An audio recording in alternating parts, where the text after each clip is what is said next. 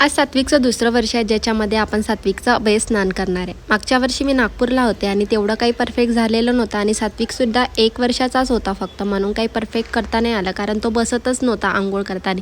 यावेळेस मी इतकं छान डेकोरेशन केलं आहे। माझं डेकोरेशन बघून कसं वाटतंय नक्की कमेंट बॉक्समध्ये सांगा। खरंच डेकोरेशन छान झालेलं आहे का? मग मस्त अशा प्रकारे तयारी केली आणि उटणं आणि मोतीची सामान मी कालच घेऊन आलेली होती आणि सात्विकला अशा प्रकारे मस्त धोती घालून दिलेली होती आणि मला ना साडी घालता येत नव्हतं, म्हणून मस्त मी अशी कुर्तीच घातलेली होती। मग माझे व्हिडिओ काढायला ना कोणी होतं नाही, म्हणून मी खाली समर्थ दिसला म्हणून त्याला आवाज दिला, कारण माझा ट्रायपॉडचं ना ते होल्डर तुटलेलं आहे, म्हणून मला आता व्हिडिओ काढायला ना कोणाची तरी हेल्प घ्यावंच लागते।